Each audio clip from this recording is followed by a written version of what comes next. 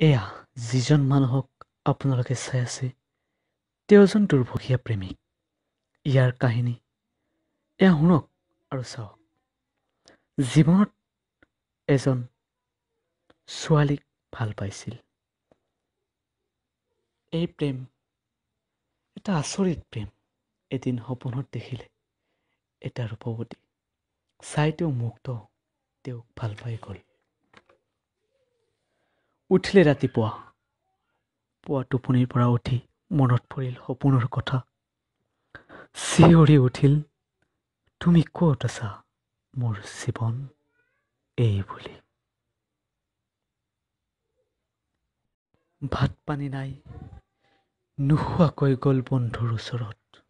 বন্ধুৱে আহিল তেওঁৰ ওচৰত।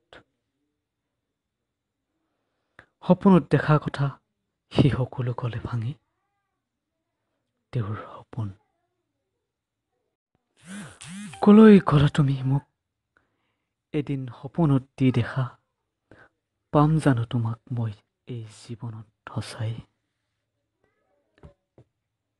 নাজানো ক'ত আছা তুমি মোক এৰি থৈ। ইমান বুকুত যন্ত্ৰণা লৈ তথাপিও আছো মই কিমান সুখত বন্ধুৰ লগত। এনেদৰে তেওঁ বন্ধুৰ লগত কথা পাতে অকল সপোন আৰু সপোন। ক'লে তেওঁক নাপালে মই ছুইচাইড কৰিম। বন্ধুৱে ক'লে নাই, এয়া কিয় কৰিবি? আল্লাহৰ ওচৰত প্ৰাৰ্থনা কৰ, তই নিশ্চয় পাবি।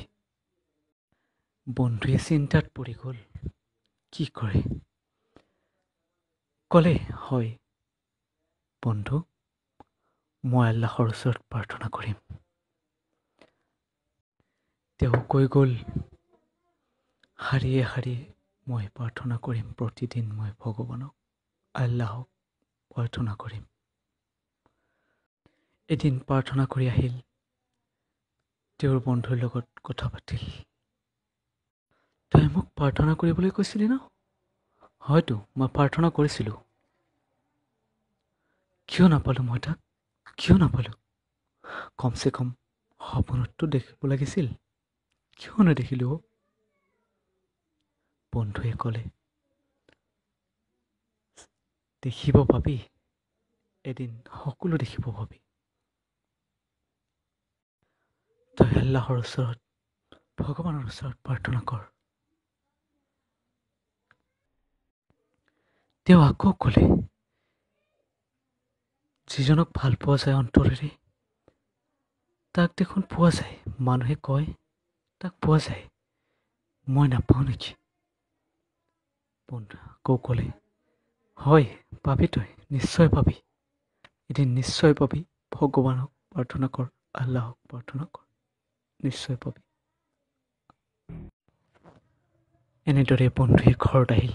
ঘৰত আহি চিন্তিত হৈ পৰিল, কি কৰোঁ কি নকৰোঁ।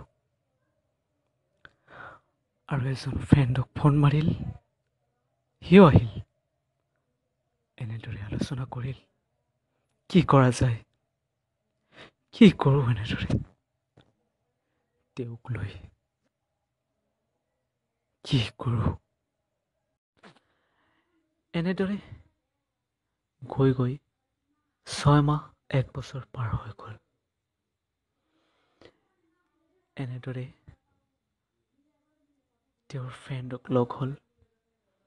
ফ্ৰেণ্ডে ক'লে, বন্ধু মই তেওঁক পাবলৈ ভগৱানৰ ওচৰত, আল্লাহৰ ওচৰত মই প্ৰাৰ্থনা কৰিছিলোঁ, কিন্তু মই তেওঁক নাপালোঁ। মই ভগৱানক পালোঁ, আল্লাহক পালোঁ। মই আল্লাহক পালোঁ। বন্ধুৱে ক'লে, তই সঁচাই ভাগ্যৱান। ধন্যবাদ। যদি ভিডিঅ'টো চাই ভাল লাগে, লাইক, শ্বেয়াৰ, কমেণ্ট আৰু ছাবস্ক্ৰাইব কৰিবলৈ নাপাহৰিব।